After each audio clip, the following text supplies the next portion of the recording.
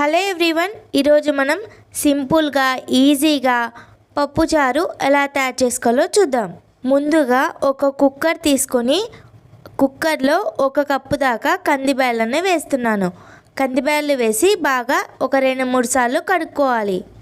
అవును, మీరు పప్పుచారుని మీ ఇంట్లో ఎలా చేస్తారో నాకు కామెంట్ సెక్షన్లో తెలపండి.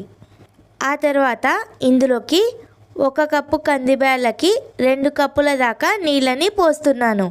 ఆ తర్వాత 1/2 టీ స్పూన్ పసుపు, 1 టీ స్పూన్ ఉప్పు, 1 టీ స్పూన్ ఆయిల్ వేస్తున్నాను. నెక్స్ట్ ఇందులోకి 1 ఉల్లిపాయని వేస్తున్నాను. ఉల్లిపాయ వేశాక 1 టమాటాని వేస్తున్నాను. టమాటా కూడా వేశాక కారానికి తగ్గట్టు పచ్చిమిర్చిని వేస్తున్నాను. ఆ తర్వాత కుక్కర్ మూత పెట్టి ఒక 4 విజిల్స్ వచ్చేంత వరకు ఉడికించుకోవాలి. ఆ తర్వాత పప్పుని మెత్తగా మెదుపుకోవాలి. నిమ్మకాయంత సైజ్ చింతపండుని ఇక్కడ నేను నానబెట్టుకున్నాను. ఆ చింతపండు నీళ్ళని పోస్తున్నాను. ఆ తర్వాత ఇందులోకి 1 టీ స్పూన్ కారం, కొద్దిగా కొత్తిమీరను వేయాలి. బాగా కలుపుకోవాలి. ఇందులోకి ఒక 1/2 లీటర్ దాకా నీళ్ళని పోయాలి. అంటే ఇక్కడ నేను 2 కప్పుల దాకా నీళ్ళని పోస్తున్నాను. నీళ్లు పోసాక ఒకసారి అంతా బాగా కలిసేటట్టు కలుపుకోవాలి. ఆ తర్వాత ఈ పప్పుచారుని ఒక 10 నిమిషాల పాటు ఉడికించుకోవాలి.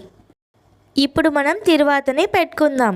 ఒక కడాయిలో 1 టేబుల్ స్పూన్ ఆయిల్, కరివేపాకు, 1 ఉల్లిపాయ, 1 ఎండుమిర్చి, 6 తెల్లవాయిలు, 1 టీ స్పూన్ తిరువాత గింజలు వేసి వీటినన్నిటిని బాగా ఫ్రై చేసుకోవాలి.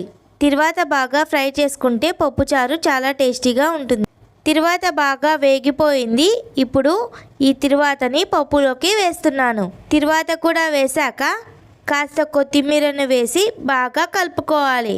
ఈ పప్పుచారులోకి సైడ్ డిష్గా నాన్ వెజిటేరియన్స్కి అయితే ఉప్పు చేప, వెజిటేరియన్స్కి అయితే ఆలూ ఫ్రై సూపర్గా ఉంటుంది. పప్పుచారు కనుక మీకు నచ్చితే లైక్ చేసి, షేర్ చేసి, సబ్స్క్రైబ్ చేయండి. Thanks for watching.